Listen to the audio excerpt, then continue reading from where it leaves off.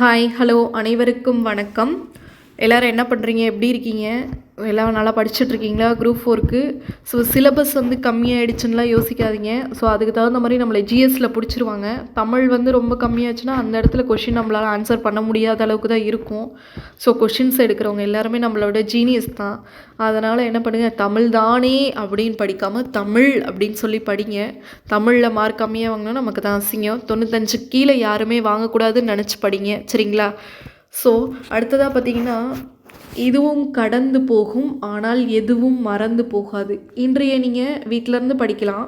ஒரு சிலர் வந்து வேலைக்கு போயிட்டு படிக்கலாம். ஒரு சிலர் ஹவுஸ் ஒய்ஃப் படிக்கலாம். ஒரு சில கேர்ள்ஸ் வந்து என்ன பண்ணலாம், ஒரு பொதுவான காமனான இடத்துல போய் ஒரு லைப்ரரியில் படிக்கலாம். ஒரு பொதுவான இடத்துல போய் படிக்கலாம். ஸோ அதில் கிராஸ் பண்ணி போகிறப்போ எவ்வளோ பிரச்சனைகள் இருக்குது. வீட்டிலேருந்து கிளம்பும் போது பிரச்சனை, இல்லை வீட்டில் இருக்கவங்களுக்கு வீட்டில் எல்லா வேலையும் முடிச்சுட்டு படிக்க உட்கார்றதே பெரிய டாஸ்க்காக இருக்கும். ஸோ வேலைக்கு போயிட்டு வரவங்களுக்கு வேலைக்கு போயிட்டு வந்து உட்கார்றது, இல்லை காலையில் படிச்சுட்டு ஸோ நமக்கான தேவைகளை முடிவு பண்ணிவிட்டு ஸோ அதுக்கப்புறம் சாப்பாடு எல்லாம் எடுத்துகிட்டு போயிட்டு வேலைக்கு போயிட்டு அங்கே 1008 பஞ்சாயத்து இருக்கும். அதை முடிச்சுட்டு வந்து உட்காந்து படிக்கிறது அதை விட பிரச்சனை. அந்த படிக்கும்போது அன்ன வரைக்கும் தெரியாது, குளிக்கும்போது தெரியாது, சாப்பிடும்போது தெரியாது ஆஃபீஸில் நடந்தது. ஆனால் நம்ம படிக்கணும்னு உட்காரும்போது தான் நமக்கு எல்லா பிரச்சனைகளும் கண் முன்னாடி வரும். இது உங்களுக்கு மட்டும் இல்லை, எல்லாருக்குமே தான். ஹவுஸ் ஒய்ஃபும் அதே தான் சொல்கிறேன். காலையில் அவங்க காலையில் வீட்டு வேலையை ஆரம்பித்தாங்கன்னு வச்சுக்கோங்களேன், நைட்டு வரைக்கும் அந்த வேலை இந்த வேலைன்னு ஓடிக்கிட்டே தான் இருக்கும். ஸோ கேர்ள்ஸ் எடுத்துக்கிட்டிங்கன்னா பஸ்ஸில் அவங்களுக்கு 1008 பிரச்சனைகள் இருக்கும். போகிற வழியில் பிரச்சனைகள் இருக்கும். எல்லார் பார்வையும் ஒரு மாதிரி தான் இருக்கும். என்னடா இன்னும் கல்யாணம் பண்ணாமல் வேலைக்கு போகிறாளே அப்படிங்கிற மாதிரி இருக்கும்.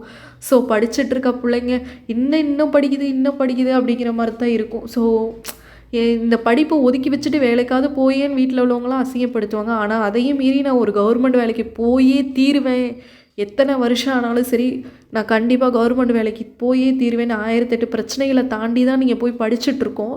இருந்தாலும் நமக்குள்ளேயே தோணும் இல்லையா ஒரு சில நேரம், சரி விட்டுட்டு நம்ம இதை ஃபீல்ட் அவுட்டே ஆகிடலாம், வேறு ஃபீல்டுக்கு போயிடலாம், என்னடா நமக்கு மட்டும் இந்த வேலையே கிடைக்காதா, எவ்வளோ நமக்கு மட்டும்தான் இவ்வளோ கஷ்டம் இருக்குது, இவ்வளோ அவமானப்படுறோம், இவ்வளோ அசிங்கப்படுறோம். ஒன்றும் இல்லை, இங்கேருந்து ஒரு பொண்ணு பஸ் ஏறி போகணுன்னா எவ்வளோ பிரச்சனையை அனுபவிக்குதுன்னு பாருங்கள். ஒரு பொண்ணு மட்டும் இல்லை, ஒரு பையனும் தான். ஒரு பையன் ரோட்டில் போனான்னா கூட இன்னும் வேலைக்கு போகலையாப்பா, இன்னும் படிச்சுட்டே தான் இருக்கியா அப்படி சொல்லுவானுங்க. இதே ஒரு பொண்ணு போச்சு, நான் கல்யாணம் பண்ணி கொடுக்க வேண்டியதானே, இன்னும் பாரு இதெல்லாம் வேலைக்கு போகணுன்னு அலையுது, இதெல்லாம் இங்கே வேலைக்கு போய் உருப்பிட போகுது அப்படி சொல்லுவாங்க. ஆனால் வேலை கிடச்சதுக்கப்புறம் அந்த வார்த்தைகள் அப்படியே மாறி போயிடும். இன்றைய நாள் நீங்கள் என்ன நினைக்கணும் அப்படின்னா, ஒரு வீடு இல்லாமல், ஒரு அடிப்படை வசதி கூட இல்லாமல், ஒரு விளக்கு இல்லாமல், ஒரு லைட் இல்லாமல், ஒரு சின்ன சின்ன தேவைகள் கூட இல்லாமல், ஒரு பாத்ரூம் வசதி இல்லாமல் ஒரு வீடுங்கிறதே கிடையாது. வெறும் பந்தலுக்கு நடுவில் நான் இன்றைக்கி கண் கூட பார்த்த ஒரு விஷயம். ஆக்சுவலி பார்த்திங்கன்னா நான் வேலைக்கு போயிட்டு தான் படிச்சுட்ருக்கேன். ஆனால் நான் வரப்போ ஒரு சின்ன விஷயத்தை பார்த்து ரொம்ப அழுது மனசு உடஞ்சிட்டேன். ஸோ ஆஃபீஸில் பிரச்சனை, வீட்டில் பிரச்சனை, லைஃபே போச்சு அப்படி சொல்லி ஒரு மாதிரி மன உளைச்சலாக தான் பஸ் ஏறினப்போ என்ன பண்ணேன், ஒரு ஸ்டாப் கூட தாண்டலை. ஆனால் டிக்கெட் எடுக்க மறந்துட்டேன். இன்றைக்கி என்னோடய வாழ்க்கையில் நடந்தது. டிக்கெட் எடுக்க மறந்துட்டேன். அந்த கண்டக்டர் வந்து கண்ணே பின்னேன்னு திட்டினார். ஆனால் கண்ணே பின்னேன்னா அப்படியே அந்த டைவர்ட் ஆகிறதுக்காக ஆஃபீஸில் நடந்தது, வீட்டில் நடந்ததுலாம் ஸ்ட்ரெஸ் ஆகாமல் இருக்கிறதுக்காக ஒரு பாட்டு கேட்குறோம். அந்த மாதிரி நான் என்ன பண்ணேன், சும்மா ஒரு கிளாஸ் யூடியூப்பில் ஏதோ ஒரு கிளாஸ் பார்த்துட்டு வந்தேன்.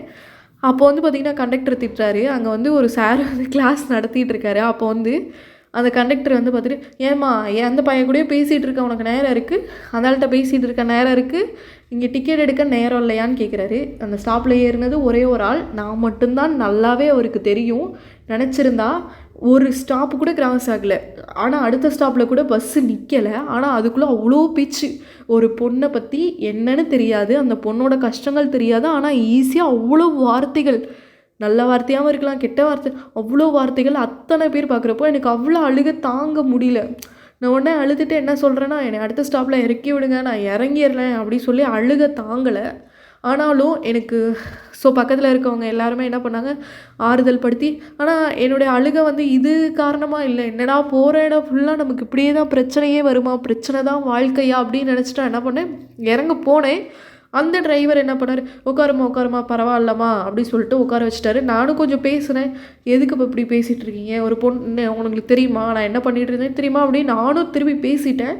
ஆனாலும் எனக்கு மனசு ஆதங்கம் தாங்க முடியல. அந்த பஸ்ஸில் எனக்கு வரத்துக்கு சுத்தமாக விருப்பமே இல்லை. அடுத்த ஸ்டாப் வந்துட்டு இறங்கிட்டேன். இறங்கி அந்த இடத்துல பார்க்குறேன், அது ஒரு பாலம். அந்த பாலத்துக்கு கீழே தண்ணி வற்றி இருக்குது. அந்த வானத்துக்கு கீழே ஒரு வயசு பொண்ணு அம்மா இருக்காங்க. அந்த இடத்துலயே சமைச்சு சாப்பிட்டு ஒருவேளை தண்ணி நிறைய வந்துச்சுன்னா அதுக்கு இன்னும் கொஞ்சம் ஓரம் தள்ளி ஒரு 4 பந்தலத்தை நட்டு இது பண்ணிப்பாங்க. ஒருவேளை அந்த இடத்துல என்ன வேணால் வரலாம், ஒரு நாய் கூட வரலாம், சமைக்கிற சாப்பாட்டை எடுத்துகிட்டு போகலாம். ஒரு அடிப்படையான ஃபெசிலிட்டிஸ் எதுவுமே கிடையாது. ஸோ இந்த இடத்துல ஒரு லைட் இல்லை, வெளிச்சம் இல்லை, ஒரு பாதுகாப்பு இல்லை. அந்த இடத்துல எவ்வளோ பிரச்சனைகள் நடக்குது. ஆனாலும் அந்த இடத்துல ஒரு குடும்பம் வந்து வாழ்கிறாங்க. அது அது வந்து ஒரு ஜென்ஸு லேடிஸு அப்படின்னு வகைப்படுத்த விரும்பலை. ஆனாலும் அந்த இடத்துல வந்து வாழ்கிறாங்க. அந்த இடத்துல படித்தப்போ எனக்கு அப்படி என்னடா நமக்கு பிரச்சனை, இதெல்லாம் என்ன பிரச்சனை, தூசு மாதிரி இதை விட பெரிய பிரச்சனை இருந்துட போதுமா. ஒரு ஒரு எவ்வளோ ஒரு அடிப்படை ஃபெசிலிட்டிஸ் கூட இல்லாமல் நமக்குள்ளே எவ்வளோ ஃபெசிலிட்டிஸ் இருந்தாலும் நம்மளாம் சண்டை போடுறோம். அது இல்லை, இது இல்லை, இவ்வளோ குறை, அந்த பிள்ளை அப்படி இருக்குது, இந்த பையனுக்கு இவ்வளோ ஃபெசிலிட்டிஸ் இருக்குது, அதான் படித்தான் வந்தான், அப்படிலாம் இல்லை. நான் நீ கண் கூட பார்த்த ஒரு விஷயம். எந்த அடிப்படை ஃபெசிலிட்டிஸுமே இல்லாமல் அவன் படிக்கிறான் பார்த்தீங்களா, கண்டிப்பாக அவன் சாதிப்பான். ஸோ எனக்கு அதை பார்த்ததுக்கப்புறமேட்டுக்கு தான் நமக்கு என்ன பிரச்சனை இருக்குது, நமக்குலாம் இதெல்லாம் ஒரு பெரிய விஷயமே கிடையாது, வாடா போகலாம் அப்படி சொல்லிட்டு நான் வந்துட்டேன். ஆனால் இதை பார்த்ததுக்கப்புறமேட்டுக்கு எனக்கு ஒரு உற்சாகம் பிறந்துச்சு. அது மாதிரி உங்களுக்கும் அது பிறக்கணும்னு நான் நினைக்கிறேன். அதான் இந்த விஷயத்தை உங்களுக்கு ஷேர் பண்ணுறேன். அதனால் சின்ன சின்ன விஷயங்களில் இது நம்மளை சுற்றி என்ன நடக்குதுன்னு நீங்களே வாட்ச் பண்ணிங்கன்னா நமக்குலாம் என்னடா பிரச்சனை அப்படிங்கிற மாதிரி தோணும்.